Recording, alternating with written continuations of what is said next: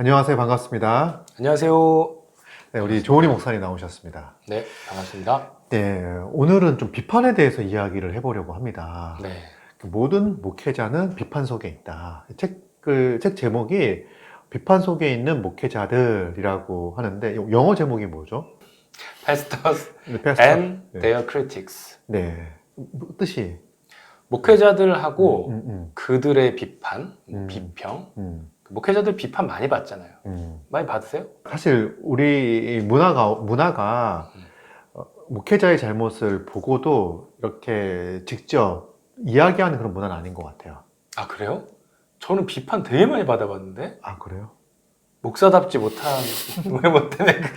아, 근데 말씀하신 게 뭔지 알 것 같아요. 그런 네. 것도 있죠. 네. 그러니까 이제 잘못이 있어도 말하지 못하는 분위기. 그런데 이제 뭔가를 말할 때는 이미 크게 골맞고 큰 문제가 있었을 때 그렇게 문제점들을 지적하고 비판하고 권면하는 경우들이 많지 않은가. 그쵸. 이런 생각들을 가지게 됩니다. 속에 이렇게 딱 키워놓고 있다가 네. 한 10년 동안 묶여가지고. 게이지 점점 막 꽉 차고 있다가 막 이미 말할 때는 폭발시키는 형태로. 가스를 네. 썩혀서 가스까지 해서 이제 폭발시키는 그런 류의 비판들이 많이 있는데, 그리고 이제 무섭죠. 그때 그런 비판들을 들었을 때 사실 타격이 되게 클 수 있다. 맞아요. 되게 크다.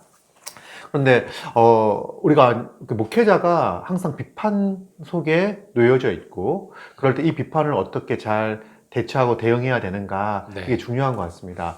비판의 그 종류는 많이 있는데 좀 간략하게 어떤 비판이 있는지를 개념적으로 설명해 주시면. 개념적으로. 네. 제가 또 개념 있는 사람이기 때문에. 네. 어떤 비판이 있냐면은, 좀, 내가 진짜, 내가 비판하는 사람을 좀 세워주고 싶다. 그리고 좀, 우리가 교회잖아요. 그래서 교회를 잘 세워가고 싶다. 이렇게 잘 비판하려는 건설적인 그런 비판이 있을 수 있죠. 반면에 어떤 비판은 정말 내가 부셔버리겠어. 미우니까 너무. 자기가 화가 났고 내가 화가 났다라는 거를 표출하고 정말 이 사람을 원수로 여기는 거예요. 그래서 그냥 파괴해버리려는 파괴적인 비판이 있는 것 같아요.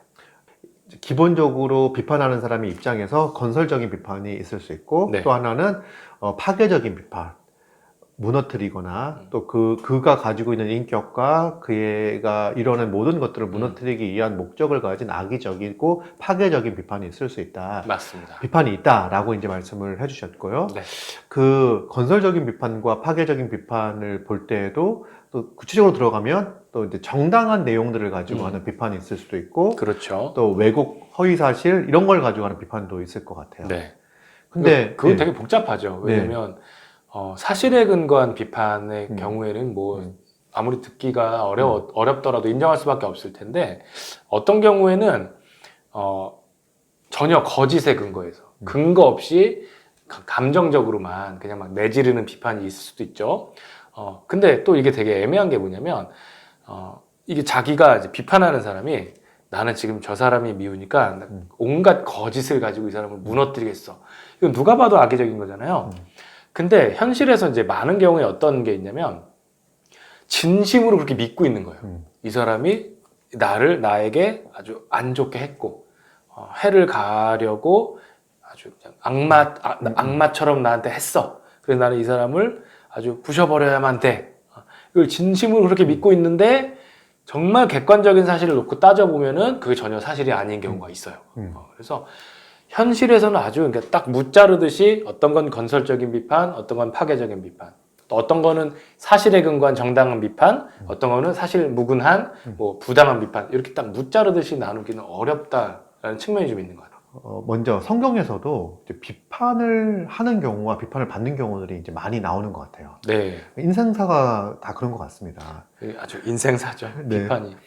네. 뭐 어떤 예들을 들 수 있을까요? 성경에서 비판이라고 했을 때는 그러니까 우리는 그렇잖아요. 내가 딱 비판을 받았어요. 그럼 비판 받는 순간 어떠세요? 기분이 좋지 않죠. 기분이 안 좋죠. 왜냐면 네. 내가 잘못했나? 그러니까 비판 받는 순간 곧바로 내가 잘못했나 보다 이렇게 되고 그걸 자기를 정죄하기도 하고. 그 불쾌감이 생기는데 네. 이제 어떤 불쾌감이냐면 기본적으로 나의 잘못이 들춰졌다는 거에 대한 불쾌감이 있는 것 같고. 맞아요. 네, 그러니까 완전히 사실하고 관계가 없으면 사실 안 괴로울지도 모르겠어요.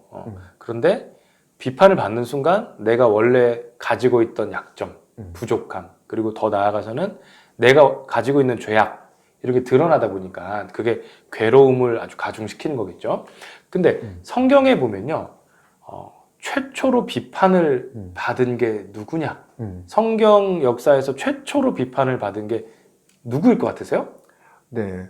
성경에서 이제 최초로 비판을 받은 대상이 바로 하나님이시죠. 아, 그렇죠. 한 번에 맞추시는 걸 보니 책을 읽고 역시. 왔습니다. 네. 저는 이걸 읽으면서 네. 맞다. 정말 그렇구나. 그러니까 하나님은 전혀 잘못이 없으신 분이시잖아요. 네. 더군다나 우리를 창조해 주시고 모든 복을 다 주셔서 비판이 아니라 사실은 우리가 모든 영광을 돌리고 감사와 찬양을 올려야 되는 분인데 그분이 비판을 받으셨다는 거예요. 그래서 비판을 받는다는 것 자체가 나를 이제 곧바로 나에 대한 정죄로 이어지지는 않을 수 있는 거죠. 잘못된 비판이라는 게 존재한다. 분명히 있다는 거예요. 그래서 하나님께서 선악을 알게 하는 나무 열매를 만드신 행위 자체를 네. 비판을 하는 거죠. 그래서 그 정하신 법에 대하여 네. 사탄이 비판을 했고, 근데 이거는 하나님에 대하여 직접적인 비판이 아니라 그 비판을 아담과 하와에게 이제 하였고, 아담과 하와가 그것에 동조했던, 덥석 물었죠. 네, 덥석 물었던 게 성경에서 나오는 첫 번째 비판과 그 그렇죠. 비판에 대한 인간의 반응 볼 수가 있습니다. 그 외에도 성경에 보면은 뭐 모세도 그랬고, 뭐 다윗도 그랬고, 그렇죠. 수많은 느헤미야도 그랬고, 수많은 예들이 나옵니다. 그렇게 리더십을 가졌거나 그렇지 않거나 그런 분들 가운데 이제 비판에 직면했던 네. 분들이 많이 나오고 그들이 그런 비판을 어떻게 대처했는지를 좀 보게 되고요. 네. 그리고 또 결정적인 게 예수 그리스도의 그 당하신 고난이 사실은 인류에 대한 비판인 거죠. 또 그 고난 당하시는 현장에서 그리고 또 그 이전에도 비판 엄청 당하셨잖아요.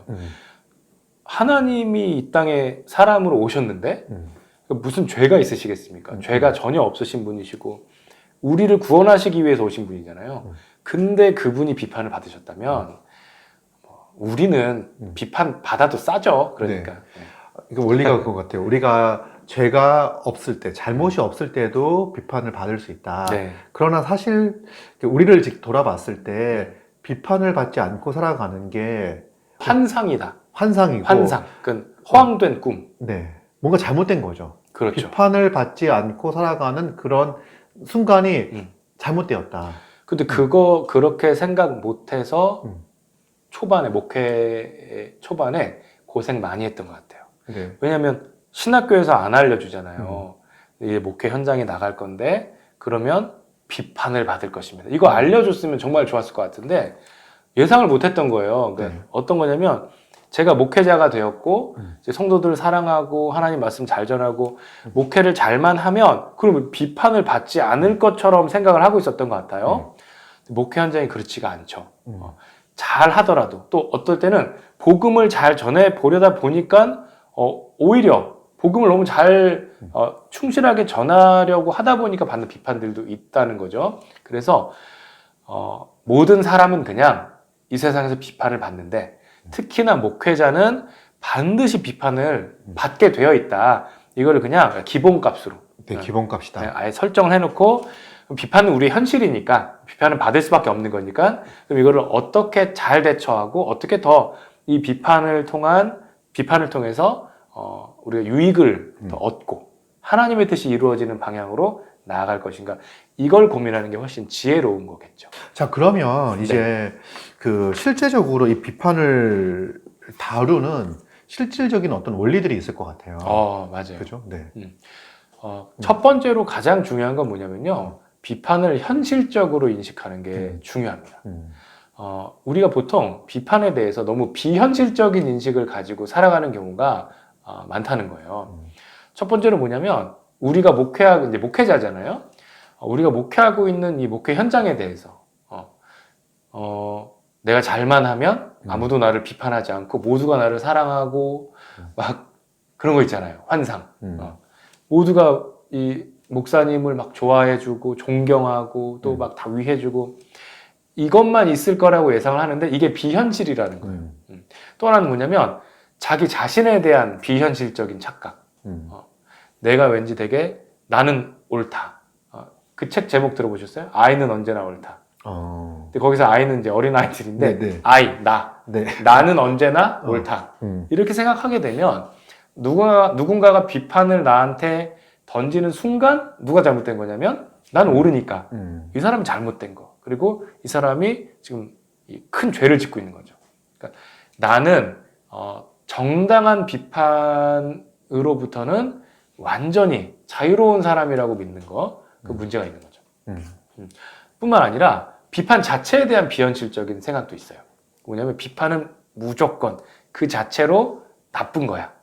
그러면 비판을 받는 순간 기분이 확 나빠지는 거죠. 그리고 내가 지금 비판을 받고 있는 모든 상황은 그냥 그 자체로 부정적인 상황이 돼버리는 거예요. 이걸 어떻게 해야 되나, 막 밤에 잠을 못 이루고 소갈이하고 이런 것도 비판을 현실적으로 이제 바라보지 못하기 때문이다. 그런 게 있고, 그러다 보니까 사실은 가장 파괴적인 결과를 낳는 비현실이 뭐냐면 나를 비판하는 사람에 대한 비현실적인 인식. 그 뭐냐면 비판을 받는 순간 나를 비판하는 사람은 누가 되냐면 원수가 되는 거예요. 나를 미워하는 사람, 그리고 아주 잘못하는 사람. 원수 모드라고 하죠. 원수 모드로 딱 돌변해버리고. 그래서 내 편과 네. 내 편 아닌 사람으로. 그렇죠. 적으로 삼아버려. 어제까지 그렇게 막 너무 좋았고 서로 사랑하던 지체였는데 나한테 비판을 하나 딱 던지는 순간 갑자기 사이가 멀어지고 이제 적으로 돌변하는 거죠. 이 모든 게 비판에 대한 비현실적인 인식, 이 모든 거를 다 우리가 이제 깨뜨려야 됩니다. 그래서 비판에 대해서 현실적으로 인식하는 게 먼저는 가장 중요하다. 이렇게 좀 말할 수 있을 것 같아요. 그래서 비판이 현실 가운데 존재한다는 걸 인정하는 게 중요한 거고, 네. 그걸 인정하지 못하는 게 이제 비성경적인 이상주의다. 그렇죠. 그렇게 표현을 하더라고요. 비성경적 이상주의. 만약에 비판이 존재하지 않는 그 상태가 완전한 상태라고 한다면 네. 성경에 나와 있는 그 수많은 상황들이 잘못된 네. 상황들이 되는 거니까 이제 존재할 수 없는 상황이 성경 가운데 나오는 거니까 그게 아니라 성경에서도 여러 가지 문제 상황들 그 가운데 비판들이 존재하는 거. 그 비판이 정당하든 부당하든 정당한 비판이든 부당한 비판이든 존재하는 것 자체가 네. 현실이다. 그런 이해를 가져야 된다라고 말씀을 해주셨습니다. 공감은 되는 것 같아요. 근데 그러니까 이런 식으로 비판을 비현실적으로 생각을 하는 게 공감은 되게 된다. 왜냐하면 기분 안 좋잖아요. 비판을 네. 받으면. 그리고 비판이 없었으면 좋겠는 마음이 누구나 이제 가질 수 있는 것 같아요. 그리고 그래서 사실은 이제 비판이 존재하지 않는 상황들을 만들려고 애를 많이 쓰는 것 같아요. 맞아요. 그래서 이제 가끔은 내가 복음을 잘 전하고 성도들을 잘 세우기 위해서 목회를 하는 건지 아니면 전혀 비판을 듣지 않기 위해서 비판을 피하기 위해서 여러 일들을 하는 건지 그 분간을 못할 때가 좀 있죠. 그러면 사실 사람들의 비판을 피하기 위해서 일한다고 했을 때 그 하나님의 말씀과 성경의 뜻보다는 사람들의 말에 이제 휘둘릴 가능성도 되게 많이 있고, 그리고 이제 비판했을 때 당황해가지고 제대로 해야 할 일들을 하지 못하거나 그렇죠. 그런 위험들도 있다. 무섭죠. 예, 인식을 해야 되고, 또 어떤 경우는 비판하는 사람들을 제거하는 방식으로 그 공동체에서 비판이 없는 분위기를 이제 만드는 경우들. 그래서 이 비판이라는 게 나쁘다고만 이야기하는 게 아니라 비판은 반드시 존재하고 그 비판을 잘 대응해야 된다. 네. 이제 그래서 비판 대응 매뉴얼이라고 이제 이 책은 자기 스스로를 설명을 하는데, 그렇죠. 그러면 이제 비판이라는 게 현실 속에 반드시 존재할 수밖에 없다. 네. 그게 바로 현실적이다. 그런데 비판이 반드시 현실 가운데 존재하는 이제 이유가 있는 거죠. 그렇죠. 네. 우선은 어떤 이유가 있냐면 죄가 있기 때문에 비판은 있을 수밖에 없다. 그러니까 우리 죄인이잖아요. 죄인이기 때문에 비판을 받아도 되죠. 사실 받아도 되는 정도가 아니라 비판을 받을 수밖에 없는 존재다. 이거 현실적으로 좀 바라볼 필요가 있고요. 뿐만 아니라 우리도 죄인인데 또 우리가 목회하고 있는 우리가 또 섬기고 있는 그 양떼들도 다 죄인들이다. 그래서 죄인인 목회자가 죄인인 양떼를 성도에게? 목회하는 게 이 목회 현장이라는 거예요. 목회 현실이라는 거예요. 그렇기 때문에 비판은 있을 수밖에 없다. 어떤 경우는 그래요. 이제 비판을 딱 들었어요. 그럼 이게 너무 억울해가지고 잠이 안 오는 거예요. 나는 아니었는데, 나는 그렇게 나쁜 의도가 아니었는데. 근데 여러 신앙의 선배들이 말하는 게 뭐냐면요. 비판을 들었을 때 그렇게 막 억울해하거나 못 들을 말을 들은 것처럼 그렇게 하지 마라. 왜냐하면 지금 비판을 하고 있는 사람이 만약 당신 안에 있는 이 당신의 마음 속에 있는 저 이제 아주 부패하고 온갖 썩어 있는 그런 이 죄악들을 제대로 봤다면 그 정도로 말하는 걸로 넘어가지 않았을 거다. 이 말을 듣고 정말 맞다 그렇게 생각했던 것 같아요. 그러니까 아무리 가혹한 비판을 듣더라도 그게 우리 자신이 가지고 있는 영적인 실상과 비교해 봤을 때 우리 현실이 훨씬 더 악하고 더 더럽다라는 거죠. 네, 잘 몰라서 비판의 수위가 낮았다. 맞아요. 네. 그나마. 네, 그나마. 그러나 이제 스스로가 착각하고 있으니까 네. 스스로 나는 괜찮다고 생각을 하고 있거나 이럴 경우에 이제 더 괴로운데 사실 자기의 실상을 알게 되면 그 비판의 수위라는 게 결코 세지 않다라는 것을 이제 알게 되는 거죠. 네. 네. 그리고 또 한 가지는 뭐냐면 이러한 상황 가운데 사탄이 늘 하나님 나라를 대적하고 교회를 무너뜨리려고 아주 그냥 잠도 안 자요. 불철주야로. 그리고 능력도 엄청 많잖아요, 사탄이. 근데 사탄이 이제 아는 거예요. 얘가 이제 하나님을 대적하고 싶은데 하나님하고 힘으로 이제 다이다이 해서는 못 이기는 걸 알아요. 그래서 사탄이 또 전략이 있잖아요. 얘가 즐겨 사용하는 전략이 뭐냐면 목회자를 치자. 왜냐면 성도들로 하여금 목회자에 대해서 비판적인 막 태도와 마음을 가득 품게 만들면 그럼 어떻게 되냐면 성도들이 설교를 들을까요, 안 들을까요? 못 듣죠. 못 들어요. 네. 이게 사탄이 가장 원하는 상황이라는 거예요. 그래서 사탄은 그냥 늘 전략적으로 목회자, 교회의 목회자를 주 타겟으로 삼을 게 너무 뻔한 거고 그냥 2000년간 그래 왔기 때문에 그냥 우리는 우리 목회자잖아요. 그러니까 내가 사탄이 이런 비판이라는 무기를 사용해서 나를 공격하겠구나. 이걸 늘 예상하고 있어야 된다는 거예요. 근데 만약에 여기까지만 있으면 상황이 정말 너무 비관적이다. 그럴 수 있는데 그렇지 않습니다. 왜냐하면 이 모든 상황을 다스리시는 분은 하나님이시잖아요. 하나님은 그러면 우리가 비판을 받는 것을 원하지 않으시는데 그냥 능력이 없어서 손이 짧아서 이렇게 허용하고 계시느냐? 그게 아니라는 거예요. 사탄은 악한 전략을 가지고 우리를 비판할 수도 있어요. 근데 하나님은 그 모든 상황 가운데 비판까지도 다스리고 계신다. 그 얘기는 뭐냐면 비판을 사용하셔서 아주 선한 열매를 맺어내신다라는 거예요. 하나님께서는 그 비판을 통해서 우리를 거룩하게 하시고 또 우리 안에 어떤 죄가 있는지를 드러내시죠.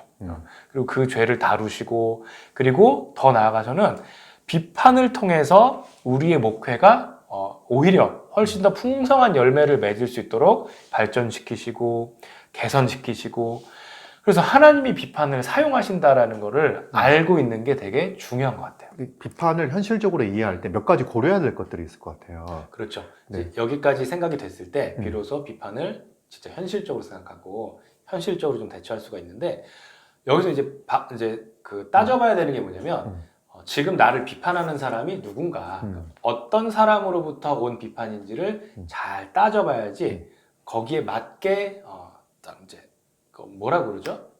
거기에 맞게 나의 대처의 수준을 좀 정할 수가 있는 것 같아요. 예를 들면 어떤 거냐면 이 비판이 영적으로 아주 성숙한 사람으로부터 오는 비판인가 아니면 전혀 복음에 적대적인 불신자로부터 오는 비판인가 여기에 다르게 대처할 수밖에 없죠.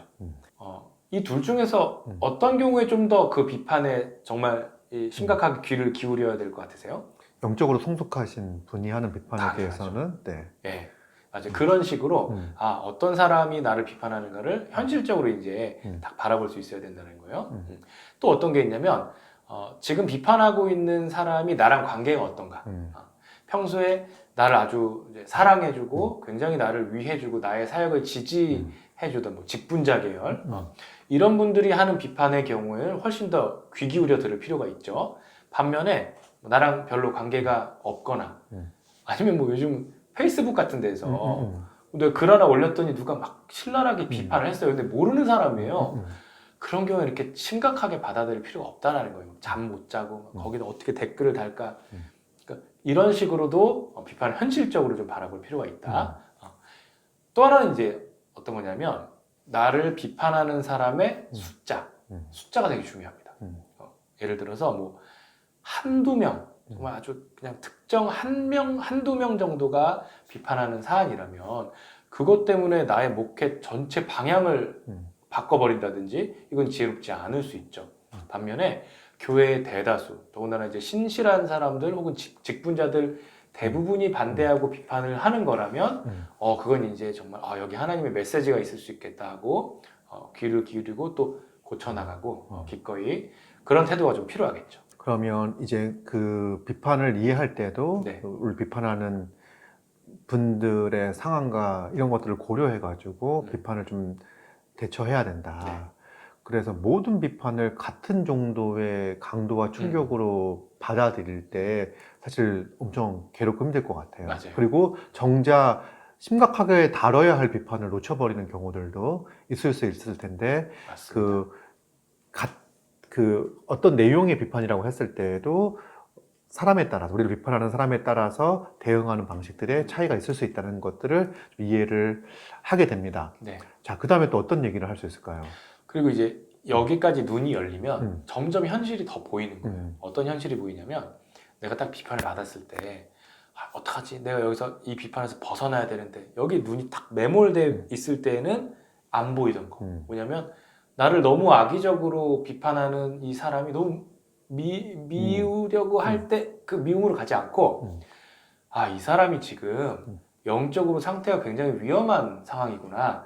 이거를 딱 현실을 볼 수 있는 거죠. 그랬을 때 더 이상 이제 시간을 지체하지 않고 우리가 돌봐야 할 이 성도를 잘 돌볼 수 있는 거예요.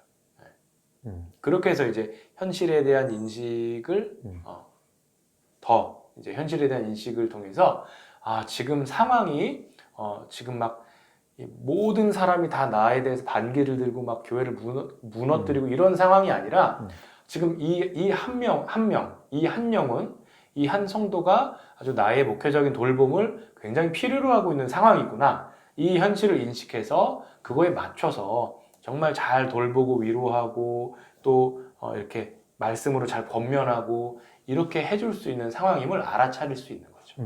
그래서 악의적으로 비판하거나 하는 그런 영혼을 돌볼 수 있는 그 영혼이 위험의 신호가 경보음이 울린 거로 이제 파악을 하고 목회자와 성도가 그를 돕는 방법들을 생각을 해야 된다. 그렇죠. 그러면 이 비판 또한 선하게 또 사용되어질 수 있겠다 생각이 듭니다. 그러면 이제 비판을 받을 때 우리의 태도가 중요할 것 같아요. 그렇죠. 어떤 자세, 어떤 마음가짐을 가져야 될까? 네. 네. 비판을 받았을 때 가장 첫 번째로 필요한 태도는 뭐냐면요. 겸손입니다. 네, 겸손. 겸손하지 않으면 비판을 제대로 못 받아들여요. 그러니까 교만인 거죠, 교만.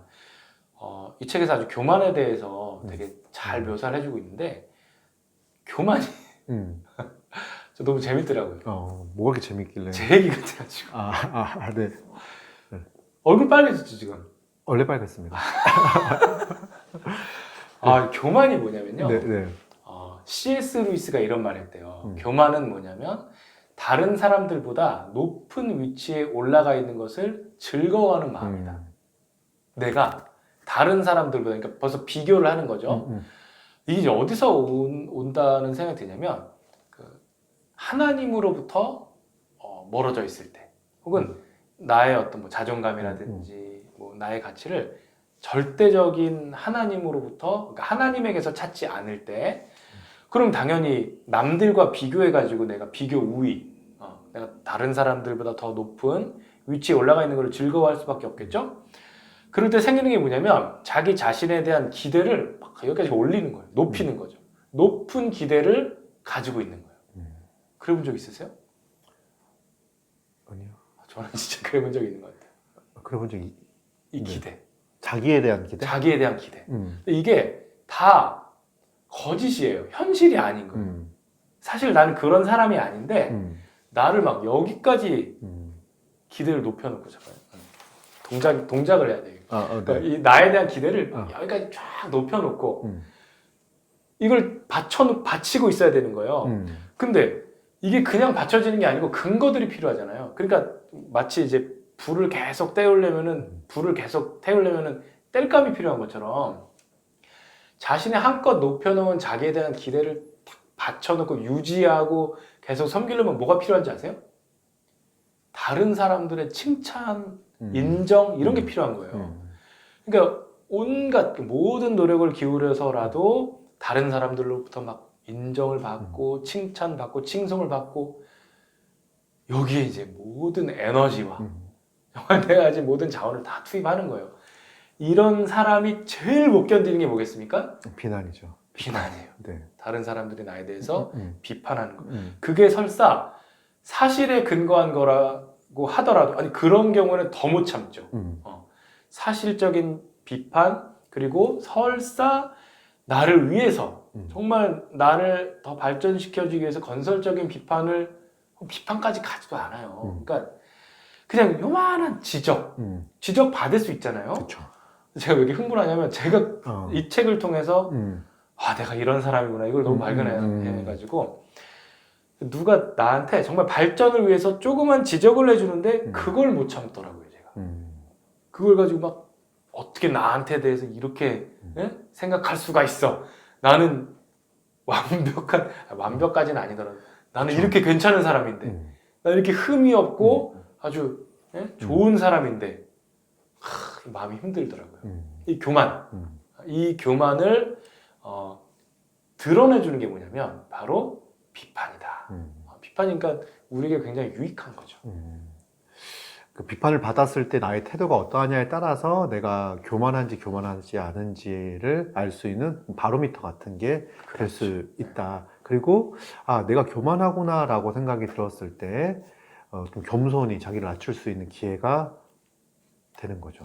하나님께서 비판을 아주 적극적으로 사용하셔가지고 자기가 사랑하시는 목회자들을 낮추시는 거예요. 그래서 비판이 그냥 아까는 그랬잖아요. 현실이 비판은 늘 있을 것이고 비판을 피할 수 없다. 근데 그 정도가 아니라 우리 같은 정말 틈만 나면 교만해질 준비를 하고 있는 우리 같은 죄인들에게는 비판이 반드시 필요하다. 그리고 하나님은 그 비판을 반드시 우리에게 허락하시고 그 비판을 통해서 우리를 고쳐가신다. 이게 아주 중요한 깨달음인 것 같아요. 교만한 우리가 비판을 받았을 때 네. 겸손할 수 있어요. 그 겸손한 마음이 어떤 행동으로 나타날까요? 이제 반드시 나타날 수밖에 없는 게 뭐냐면요. 자기를 비판하는 사람 앞에서도 그 겸손이 나타나게 됩니다. 그 얘기는 뭐냐면 딱 비판을 들었을 때 우리가 보통 잘 보이는 반응이 뭐냐면 귀를 막아버리는 거거든요. 밀어내거나. 안 들려. 네 말은 다 틀렸어. 왜냐면 나는 옳으니까. 나는 높으니까. 네가 다 틀렸고 네 말은 들을 가치도 없어. 라고 마음이 막 자동적으로 반응을 이제 하게 되는 게 교만이잖아요. 근데 이제 겸손한 사람은 그렇게 안 가고 내가 지금 이 비판에 귀 기울여야 되는구나. 나에 대해서 정말 옳은 지적일 수도 있겠구나. 그리고 만약에 필요하다면 내가 회개해야 되는 거잖아요. 그러니까 귀를 기울이는 게 겸손의 아주 첫 번째 이렇게 딱 드러나는 모습인 것 같아요. 이게 너무 어려웠던 게 어떠신지 모르겠지만 저를 되게 많이 돌아봤던 것 같아요. 저는 누가 이제 저한테 비판을 딱 하는 순간이 오면요, 벌써 이제 자동적으로 자동 반사적으로 어떻게 되냐면 반박할 말을 찾고 있는 거예요. 왜 당신이 비판하는 그 내용이 잘못되었는지, 그리고 막 조언하려고 하고, 그러니까 말을 들으려고 하기보다는 막 말을 하는데 익숙하고 또 반박을 하려는 말을 이제 이 마음속으로 다 생각하고 있어요. 그러니까 대답이야 다 맞아요. 그렇죠. 그러셨군요. 하지만 마음속으로는 이미 막 이건 이렇게 반박하고 저건 저래서 잘못됐고 하다 보니까 말이 안 들려요. 이 문제가 뭐냐면 이 사람은 정말 진심으로 정말 힘들고 정말 내가 고쳐야 되는 것 때문에 지금 비판을 하고 있는 상황일 수 있잖아요. 근데 귀를 막아버리면 이미 그게 다 안 보이는 거예요. 그래서 잘못된 비판으로만 딱 생각해버리고 상황 파악이 안 되는 거죠. 이렇게 되면은 그 비판에 대한 잘못된 대처 때문에 아주 최악의 대처를 하게 되는 거고 상황을 더 악화시키고 관계를 더 파괴하는 방향으로 이제 나의 교만 때문에 나가버릴 수밖에 없는 것 같아요. 특별히 이제 목회자는 이제 말하는 위치에 많이 있지 듣는 위치에 없다 보니까 맞아요. 누군가 이야기를 할 때 그 듣는 걸 가지고 이제 자기를 이렇게 생각하고 감찰하기보다는 이제 대응하여 말하려고 하는 게 있다. 직업병이 직업병. 그래서 첫째로 겸손한 사람은 다른 사람이 하는 말을 잘 듣는다. 네. 사실은 말씀을 듣는다, 말을 듣는다는 것은 겸손의 태도이니까 이제 그렇죠. 잘 듣는다. 두 번째로는 이제 잘 듣고 어떻게 해야 되죠? 자기를 돌아봤으면 좋겠어요. 그러니까 그럴 리가 없어. 잘못된 비판이야. 라고 하기 전에 정말 그럴 수도 있겠구나. 근데 이게 이제 말은 쉬운데 실제로 그 상황에 맞닥뜨려 보면 정말 쉽지 않더라고요. 근데 훈련이 필요하겠죠. 비판을 들었을 때 정말 이게 하나님께서 주시는 이런 경고 혹은 정말 고치라고 주시는 메시지일 수 있겠구나. 다윗이 그걸 잘했던 것 같아요. 다윗이 압살롬이 막 반역 일으켜가지고 도망가던 때가 있었잖아요. 그때 막 저 강 건너에서 시므이라는 사람이 아주 되도 않는 비판과 막 비난을 조롱 섞어가지고 막 퍼붓는데 다윗이 이제 거기에 대해서 이거는 하나님께서 허락하신 상황인 거고 그래서 이거는 내가 겸손하게 귀 기울여야 되는 것이다. 이렇게 반응했던 왕인데 다윗 왕조차 이제 그랬다면 우리 왕도 아니고 뭐도 아니잖아요. 특히 이제 목회자는 정말 겸손해야 되는 게 첫째로 필요한 미덕이기 때문에 비판 들었을 때 탁 반박하려고 하지 말고 순간 자기를 이제 돌아보는 거죠. 정말 하나님께서 지금 나에게 회개하라고 하시는 그런 죄가 있는지 그리고 내가 정말 인정하고 고쳐나가야 하는 어떤 부족함이 있는지 그리고 내가 반드시 했어야 되는 의무인데 혹시 하지 않고 게을리하고 있는 부분이 있는지 이거를 진짜 탁 돌아보는 거죠. 그리고 회개로 나아가고 교정할 것들은 교정하고 이제 하면 되는 거죠. 네. 자존심 무지 상하고 이런 좀 속된 말을 써도 될지 모르겠지만 심리학적인 전문 용어니까 성도들한테 그런 말을 들으면 쪽팔리잖아요. 목회자가 좀 그런 말 듣기 전에 좀 내가 미리미리 잘 했을 걸 하는 마음이 들 수도 있는데 그냥 그런 생각으로 가지 말고 하여간 우리의 목적은 뭐냐면 어떻게든 하나님께 영광을 돌리고 또 어떻게든 우리가 그리스도를 닮아가는 게 목적이잖아요. 근데 누가 목회자들 우리도 다 죄인인데 누가 하나님 앞에서 내가 이미 이 그리스도의 장성한 분량이 충만한 데까지 이르렀다고 누가 말할 수 있겠습니까? 당연히 고칠 점이 있고 당연히 죄가 있고 회개해야 되는 게 마땅한데 단지 그거를 이제 내가 스스로 찾아냈더라면 감사합니다 하면서 회개할 수 있어요. 근데 하나님은 다른 사람의 비판을 사용하셔서 나를 성화시키실 수도 있잖아요. 이게 하나님의 주권이잖아요. 그 하나님의 주권을 인정하고 이 섭리 가운데 겸손하게 반응해서 고치자, 나를 돌아보고 아주 즐거이 회개 가운데로 나아가자 이런 좀 말씀을 드리고 싶습니다. 네, 그리고 이제 고칠 때 또 한 가지가 다른 사람의 도움을 구할 수 있으면 구하는 거. 이게 되게 중요하죠. 네. 왜냐하면 사실 이 죄를 짓거나 아니면 꼭 내가 죄를 지은 상황이 아니더라도 누군가의 비판으로 마음이 상해버리면 상황을 객관적으로 파악하기 되게 힘들어요. 이러다 보면 내가 고쳐야 될 점을 못 보는 경우도 있지만 혹은 반대로 어떤 상황도 생길 수가 있냐면 이 사람의 비판이 지금 정당한 비판이 아니에요. 부당한 비판이고 여기에 대해서 오히려 이제 비판하시는 분을 더 설득하고 잘 가르쳐 드려야 되는 경우가 있잖아요. 이런 상황인데도 그걸 못 보고 그냥 다 내가 잘못했다라고 생각해서 너무 과도하게 그런 자신에 대한 정죄로 나아갈 수가 있는데 이러지 않기 위해서는 다른 사람들에게 이 비판을 좀 잘 말을 해주고 내가 이런 비판을 들었는데 어떻게 생각하십니까? 이렇게 조언을 구하는 게 굉장히 좋은 대처법일 수 있는 것 같아요. 네, 조언을 구하고 이제 어떤 영역에서는 다른 사람의 도움을 통해 가지고 네. 그 부족한 부분을 보충해 가는 그렇죠. 것들이 이제 필요하겠다. 근데 이때 조심할 게 있어요. 네. 뭐냐면 그 나랑 죽이 맞아가지고 무슨 말을 들어도 네가 잘못한 거 없어. 걔는 왜 그런데? 이런 식으로 반응해서 내가 듣기 좋은 말만 해주는 사람에게는 찾아가지 않는 게 좋습니다.